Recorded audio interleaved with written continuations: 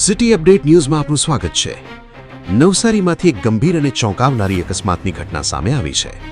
Navsari ST depot નજીક આજે ST બસના ડ્રાઈવરે બેફામ અને બેદરકારીપૂર્વક બસ હંકારી રહ્યા હતા ત્યારે રસ્તા પરથી પસાર થતો બુલેટ ચાલક અચાનક બસની અડફટે આવી ગયો હતો। અકસ્માત એટલો ભયાનક હતો કે બુલેટ ચાલકને ગંભીર ઇજાઓ પહોંચી હતી અને ઘટના સ્થળે જફરાતફરીનો માહોલ સર્જાયો હતો। સ્થાનિકો તરત જ મદદે દોડી આવ્યા હતા અને ઇજાગ્રસ્તને તાત્કાલિક નજીકની હોસ્પિટલમાં સારવાર માટે ખસેડવામાં આવ્યો હતો। આ બનાવને પગલે સ્થાનિકોમાં ભારે રોષ ફેલાયો છે।